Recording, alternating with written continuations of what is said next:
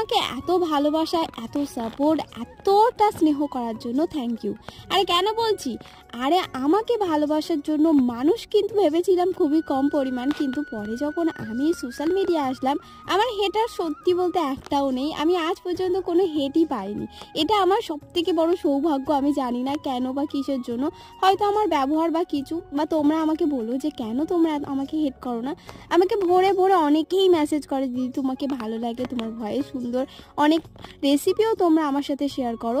তো চলো, তোমাদের একজনের রিকোয়েস্ট ছিল MS কুইন চিকেন পকোড়া বানাতে, আর তোমরা রিকোয়েস্ট করবে সেটা আমি শুনবো না, এটা তো হতেই পারে। আজকের মা চিকেন, তো তার মধ্যে যে বোনলেস চিকেনগুলো ছিল সেইগুলোই তোমাদের রিকোয়েস্টে বানিয়ে ফেলেছি। আর সত্যি বলতে আমার কিন্তু চিকেন রেসিপির এই যে পকোড়াটা না মারাত্মক লাগে, আর খেতেও এতটা সুন্দর হয়েছে যে তোমাদেরকে আর কি বলবো।